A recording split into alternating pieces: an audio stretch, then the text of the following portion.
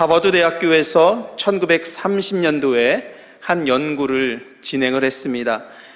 이 연구는 건강하고 행복한 삶의 원동력은 무엇인지 밝히기 위한 목적으로 하버드 대학의 2학년 학생 268명을 70년간 추적을 하면서 진행을 했습니다. 그리고 건강한 그리고 행복한 삶을 이룬 사람들의 특징이 무엇인지를 이 조사를 하면서 그 연구 조사를 발표를 했습니다.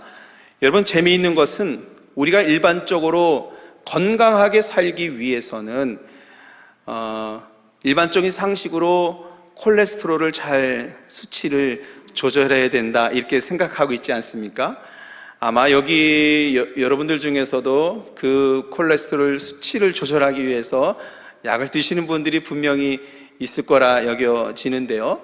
그런 것까지도 세밀하게 어떤 약을 먹는지, 사람들과의 관계는 어떤지, 경제적인 상황은 어떤지, 자녀들과의 관계는 어떤지 정말 세밀하게 70년간 그 사람의 일생을 추적해 가면서 정말 행복한 노년의 삶을 이룬 사람들은 어떤 것을 이루었는가를 조사를 했습니다.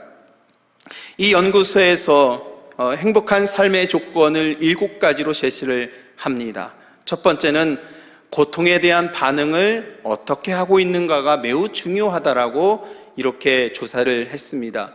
그리고 교육, 안정적인 결혼 생활, 금주, 금연, 운동, 마지막이 참 힘들죠. 알맞은 체중. 이것을 이루는 것이 행복한 삶을 이루는 7가지 조건이다라고 하버드 대학에서 70년간 진행한 연구에서 이렇게 발표를 했습니다. 여러분, 7가지 중에서 여러분들은 몇 가지 정도가 충족이 되고 있는지 한번 살펴보면서 정말 나의 삶이 그리고 우리 가정이 보다 질 좋은 그리고 보다 행복한 삶을 추구하기 위해서 어떤 점을 좀 더 보완해야 될지를 한번 생각해 보면 좋겠습니다. 하버드 대학에 있는 이 그룹을 조사하면서 연구가 진행되면서 2그룹을 더 추가를 했습니다. 한 그룹은 가난한 지역에 있는 사람들, 처음부터 가난하고 불운한 환경 속에서 시작한 사람들의 한 그룹을 추가를 했고요. 한 그룹은 또한 미국 사회에서 상위 2% 안에 드는 정말 상류층에 있는 사람들의 그룹도 추가가 됐습니다. 조사 내용에 의하면 이 그룹 안에서 미국의 대통령도 나왔다고 합니다. 그러나 대통령의 정보는 물론 1급 비밀이기 때문에 누구인지 밝히진 않지만 2% 안에 드는 이 사람들 안에서는 정말 미국 사회 안에서 경제를 움직이거나 정말 중요한 자리를 차지하고 있는 사람들까지도 포함되어 있다라는 것입니다. 제 나름대로 이 연구소에서 중요하게 생각했던 점은 하버드 대학생이라고 해서 혹은 상류 2%에 드는 사람이라고 해서 행복한 노년의 삶이 보장되는 것은 아니었습니다.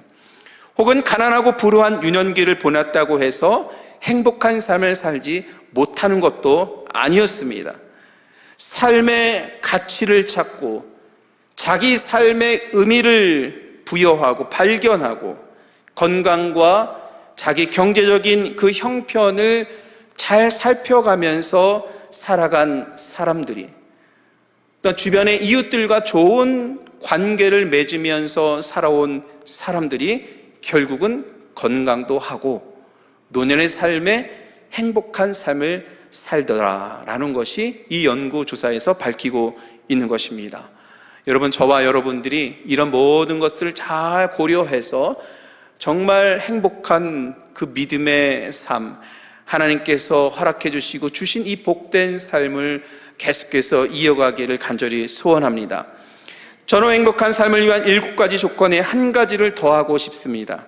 사람은 죄에 대한 문제가 해결되지 않으면 행복한 삶을 살 수가 없습니다. 신앙은 늘 자기의 본질을 질문해야 됩니다. 나는 어디로부터 왔는가에 대한 이 질문, 나라는 존재는 어떻게 이 땅에 생겨난 것인가에 대한 고민과 질문, 그리고 나는 어디로 가는가에 대한 이 질문, 여러분, 이것을 우리는 신앙의 삶에서 날마다 생각해 봐야 하는 것입니다. 그 중에 중요한 삶의 인간의 본질을 생각하는 것 중에 하나가 죄에 대한 문제를 생각하고 해결하는 것입니다. 몇 주 전에도 언급을 했습니다만, 많은 사람의 죽음을 지켜본 한 호스피스는 죄의 문제가 해결되지 않은 사람들이 그 마지막 생애를 보내는 모습을 본 것을 제가 소개를 했었지요. 그런 분들은 자기가 맞는 그 죽음을 매우 초조하고 매우 불안하고 매우 두려움 가운데서 자기의 그 죽어가는 시간을 보낸다라는 것을 그 호스피스 병동에 있는 사람을 통해서 이렇게 간증한 것을 우리는 들었습니다. 누구든지 죄에 대해서 생각해 본 사람이면 스스로 죄에서 벗어날 수 없다는 것을 잘 알게 됩니다. 아주 작은 죄부터 큰 범죄에 이르기까지 인간은 스스로 그것에서 완전히 벗어날 수가 없습니다. 저는 이 문제가 해결되어야 행복한 삶을 넘어서 하늘의 신령한 복이 충만해지는 영적인 삶을 살 수 있다고 믿습니다. 이러한 면에서 오늘 사도 바울이 오늘 1절 말씀을 통해서 우리에게 죄라는 이 문제를 해결하고 어떻게 행복한 삶을, 하늘의 신령한 복이 충만한 삶을, 땅의 기름진 복이 충만한 삶을 살 수 있는지를 1절 말씀 속에서 우리에게 알려주고 있지요. 우리 1절 말씀 다시 한번 읽도록 하겠습니다. 그러므로 이제 그리스도 예수 안에 있는 자에게는 결코 정죄함이 없나니. 마틴 로이드 목사님은 이 말씀이 성경 말씀 중에서 그리스도인의 체험과 건강과 행복을 위해서 가장 중요한 말씀이다라고 언급을 했습니다. 이 목사님도 건강과 행복한 삶을 위해서는 죄의 문제가 해결돼야 한다라고 본 것 같습니다. 저하고 같은 생각을 마치노이드 목사님도 갖고 있는 것입니다. 또한 이 말씀은 어떤 성경 구절보다도 복음의 위대한 복된 소식을 전하고 있다라고 이렇게 많은 사람들이 8장 1절 말씀을 보면서 이렇게 생각을 합니다. 예수 안에 있으면 죄에서 자유롭게 된다는 말씀은 여러분 우리를 행복한 삶으로 초대하는 말씀입니다. 여러분, 이 말씀이 이와 같이 위대한 말씀이라는 것을 고려해 본다면, 복음을 선언하는 그 말씀이라고 본다면, 사실 오늘 설교 말씀은 1절 말씀을 제가 선포하고 여러분들은 아멘으로 화답하면 그것으로 설교 말씀은 족하다라고 저는 생각을 합니다. 만약에 여러분들이 1절 말씀만 아멘으로 화답하시고 마음으로 받으시고 믿으시고 정말 이 예배당 바깥으로 나아가신다면 충분히 오늘 제대로 된 복음을 선포했고 그 복음을 믿고 순종하는 것이라고 여러분 저는 믿습니다. 사랑하는 성도 여러분, 그리스도 예수 안에 있는 자에게는 결코 정죄함이 없음을 믿으시길 바랍니다. 네. 설교는 끝나진 않습니다. 1절 말씀 속에서 정죄함이라는 말씀을 조금 더 우리가 살펴봤으면 좋겠습니다. 정죄함이 없다라는 의미, 예수를 믿으면 죄에서 완전히 자유로워서 죄의 권세를 지배를 받지 않는다라는 의미죠. 이 말씀은 여러분 실로 놀라운 의미입니다. 놀라운 은혜의 말씀입니다. 우리는 이러한 은혜를 입은 사람들이죠. 죄의 문제가 해결되지 않은 사람들은 초조함과 두려움 속에서 살아간다고 했습니다. 그러나 오늘 사도 바울의 입술을 통해서 이 말씀을 통해서 하나님께서 우리들에게 말씀해 주시는 것은 십자가의 은혜를 받은 우리들은 최소한 이 죄의 문제만큼은 해결하여서 하나님의 은혜 안에서 살아갈 수 있도록 우리를 인도해 주셨다라는 말씀입니다. 여러분, 죄책감에서 벗어나지 못해서 살아가는 사람들이 그렇게 두려운 속에서 초조하게 살아가는 반면에 여러분 은혜 받은 사람들의 얼굴을 보셨습니까? 혹시 여러분들이 복음을 영접할 때 당시에 가슴 뛰는, 마치 연애하듯 그 가슴 뛰는 듯한 두근두근 거리는, 교회 와서 찬양만 불러도 가슴 뛰는 것 같은, 막 눈물이 날 것 같은, 여러분 은혜 받으신 분들 얼굴 보셨어요? 얼굴빛이 하얘십니다. 사도행전에 나오는 스데반 집사가 순교 당하기 전에 성경 말씀 속에서 순교 당하기 전에 사도 바울의 얼굴을 어떻게 표현했습니까? 천사의 얼굴과 같더라. 여러분, 이 말씀을 우리는 정말 말씀으로 받을 수 있어야 합니다.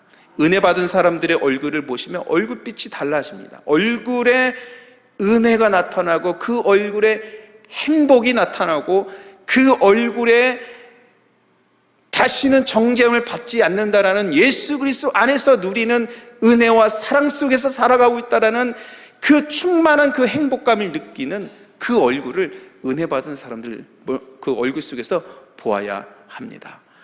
사랑하는 성도 여러분, 오늘 이 예배 끝나고 다 나가실 때는 여러분들의 얼굴빛이 다 하얘지기를 축복합니다. 네, 다 밝아지고 은혜가 충만하고 그 은혜 받은 힘과 능력으로 한 주간 살아갈 수 있는 그런 믿음의 삶을 살아가야 하는 것입니다. 사도 바울은 예수 그리스도 안에 있으면 생명의 성령의 법이 죄와 사망의 법에서 너를 해방하였다라고 2절에서 이어서 말씀하고 있습니다. 죄의 삭승 사망이라고 했는데 이 법에서 해방되어 사는 삶이 얼마나 큰 은혜이겠습니까? 죄와 사망에서 해방되지 않으면 근본적인 행복을 이룰 수가 없습니다. 저는 오늘 여러분들과 함께 죄에 대해서 조금 더 생각해 보려고 합니다. 어쩌면 다 알고 있는 내용이지만 오늘 이 시간을 통해서 한 번 더 짚어보고 생각해보고 기억해보고, 그래서 정말 믿음의 진보를 이룰 수 있도록 죄에 대해서 한번 생각해 보려고 합니다. 사도 바울은 로마서 3장 23절에서 모든 사람의 죄를 범하였다라고 말씀하고 있습니다. 바로 이 말씀이 죄에 대한 성경적인 관점입니다. 이 땅에는 모든 사람은 죄인이라는 것이지요. 이것이 성경이 우리들에게 말씀해주고 있는 죄에 대한 말씀, 가르침입니다. 우리가 이것을 인정하든 인정하지 않든 성경은 그렇게 말씀합니다. 아마 어떤 분들에게는 매우 힘든 말씀일 거예요. 아니 목사님, 저는 살아오면서 정말 죄 짓지 않으려고 그렇게 노력했고 그렇게 선하게 살아왔는데 나는 내가 왜 죄인입니까? 라고 생각하는 분이 분명히 있을 것입니다. 혹은 죄 지은 것도 없이 잘 사는데 나는 왜 죄인일까요? 라고 반문하고 질문하는 사람이 아마 여러분 주변에 전도하고 싶은 분들 혹은 교회를 다녀도 믿음이 연약하신 분들 중에서는 여전히 내가 왜 죄인입니까? 라고 이렇게 질문하고 말씀하는 분들이 주변에 여전히 있을 거라고 생각을 합니다. 그러나 기독교 신앙은 첫 사람인 아담과 하와가 하나님께 불순종하여 지은 죄가 유전되었다고 믿고 있습니다. 물론 사람들은 말도 안 된다 생각을 하겠습니다만, 나와 전혀 관계없는 사람이 지은 죄가 나에게 영향을 미친다는 것을 받아들이고 싶지 않을 수도 있습니다.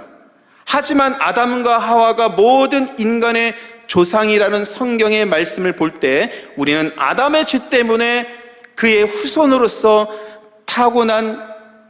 타락한 이 본성을 상속받았다라는 것이 성경에서 우리들에게 말씀하고 있는 것이죠.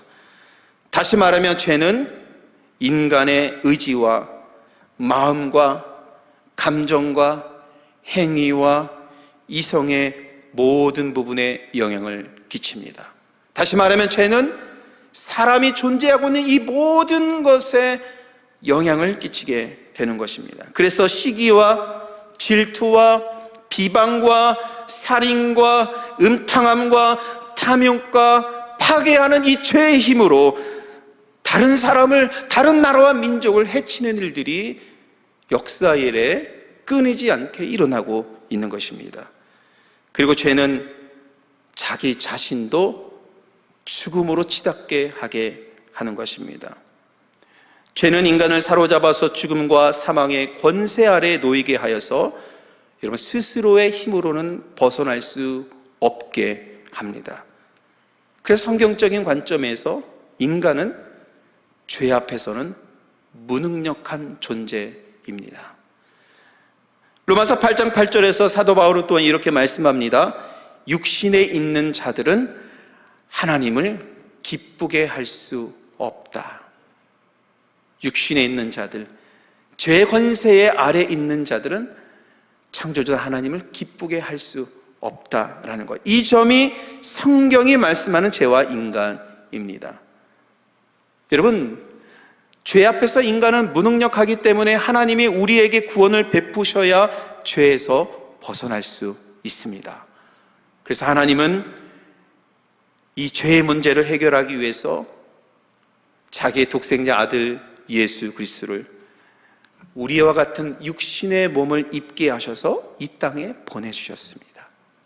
그리고 사도 요한의 요한복음의 말씀을 통해서 하나님이 이렇게 말씀하십니다. 하나님이 그 독생자 아들 예수님을 이 땅에 보내신 것은 세상을 정말 사랑하기 때문이고 이 땅을 정말 사랑하기 때문이고 여러분들의 가정을 정말 사랑하기 때문이고 여러분 한 사람 한 사람을 정말 사랑하기 때문에 그래서 예수를 믿으면 우리가 멸망하지 않고 영생하는 삶을 살 수 있게 구원의 길을 열어주신 것입니다.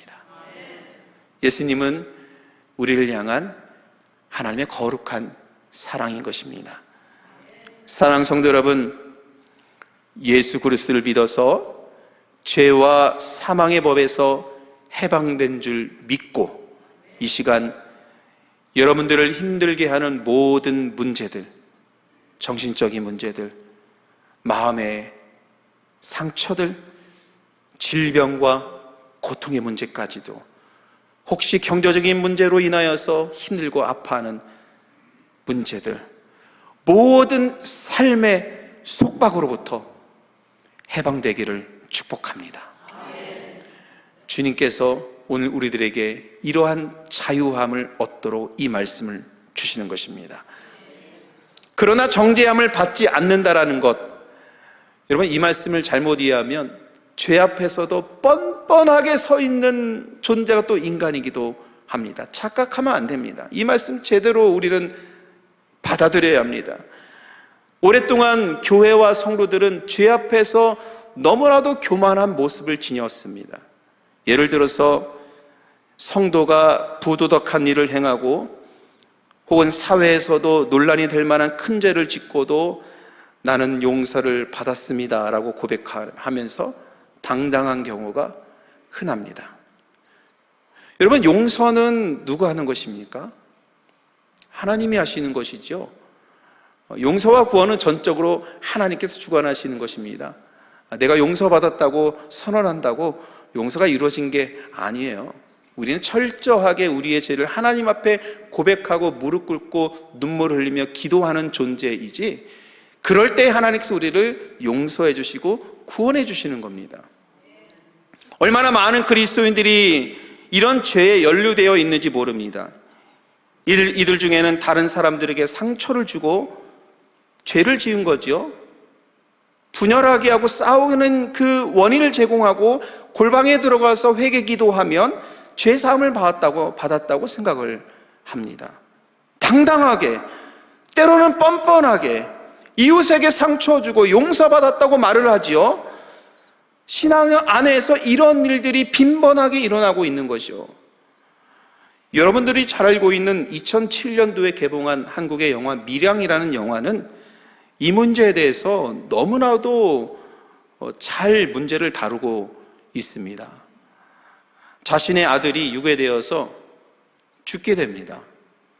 아들이 유괴되어서 죽게 되었다라는 이 상처는 실로 씻을 수 없는 상처이지요. 그것도 너무나도 잘 알고 가까이 지내는 사람에게 자기 아들이 죽임을 당합니다.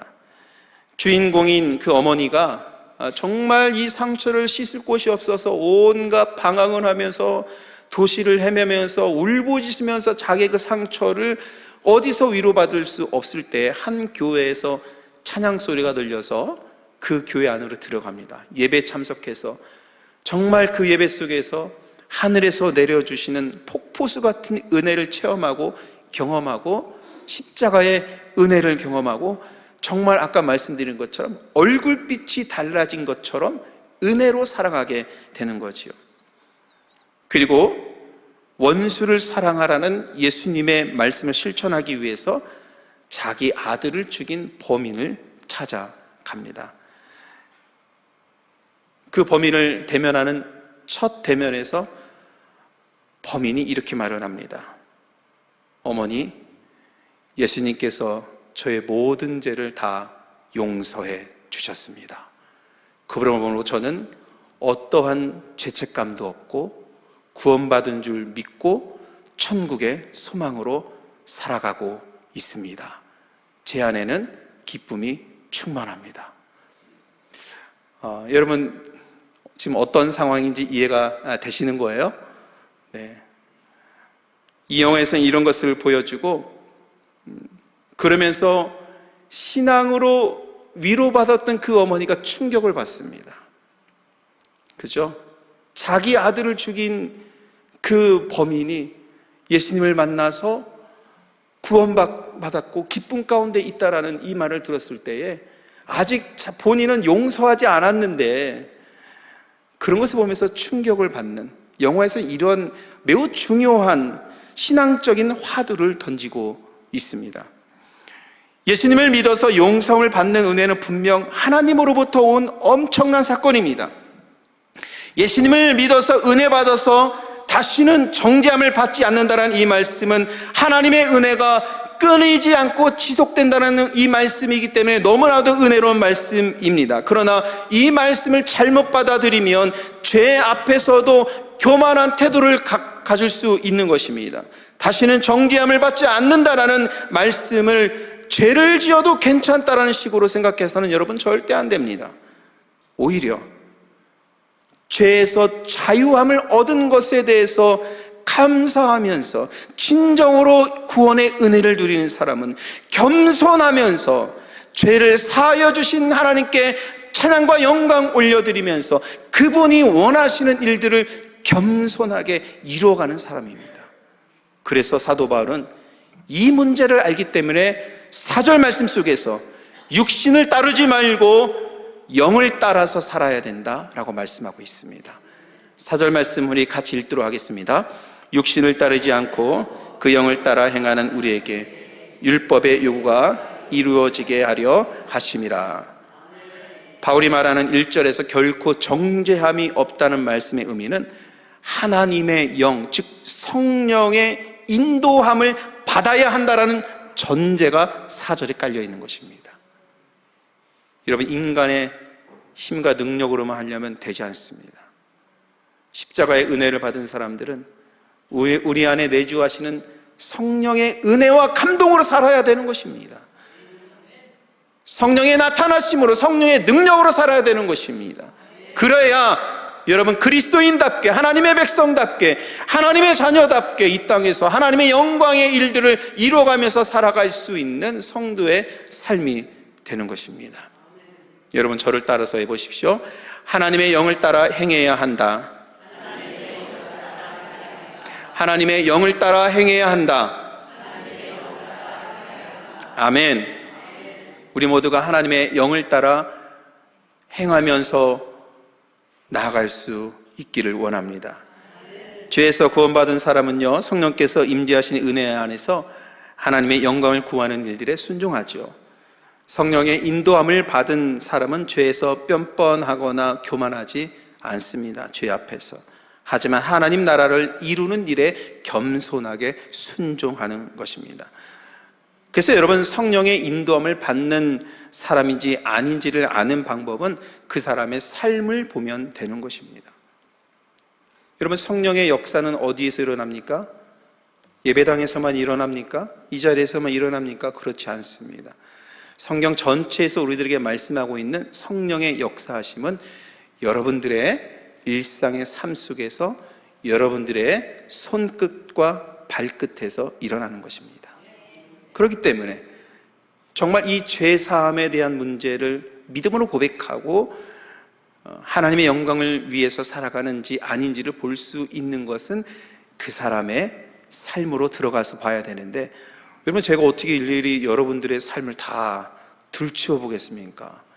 저랑 한 일주일 정도 같이 살면 제가 다 들여다 볼 수 있겠습니다만 그럴 수 없잖아요. 그러니까 스스로, 여러분 스스로가 내가 정말 이 한 주간 동안 성령의 인도하심에 따라 살아왔는지를 이 거룩한 주일에 스스로 잘 돌이켜보고 회개하고, 오늘 이 말씀을 통해서 은혜 받으시고 얼굴빛이 싹 달라진 그 은혜 받은 얼굴로 다시 세상에 나아갈 수 있는 그 은혜를 지녀야 하는 것입니다. 성령님이 원하시는 사랑과 희락과 화평과 오래 참음과 자비와 양성과 충성과 온유와 절제의 열매를 맺는지 여러분들의 삶을 돌아보십시오. 진정으로 예수 안에서 죄와 사망의 법에서 해방되어서 성령의 인도하심을 받은 사람은 오직 성령의 은혜만을 간구합니다. 그래서 8장 9절에서 바울은 이렇게 말씀하죠. 누구든지 그리스도의 영이 없으면 그리스도의 사람이 아니다. 사랑하는 성도 여러분, 오늘 여러분들의 건강과 행복을 위해 선포된 이 말씀을 기억하길 바랍니다. 예수 안에 있는 자에게는 결코 정죄함이 없습니다. 죄와 사망의 법에서 해방되었습니다. 오늘 여러분들을 옥매고 있는 모든 사망의 그림자들이 완전히 걷어지는 하나님의 은혜가 있을 줄 믿습니다. 이 말씀 가슴에 품고 세상으로 나아가셔서 한 주간 동안 성령의 인도함을 받아 사는 저와 여러분 되기를 우리 주님의 이름으로 간절히 축원합니다.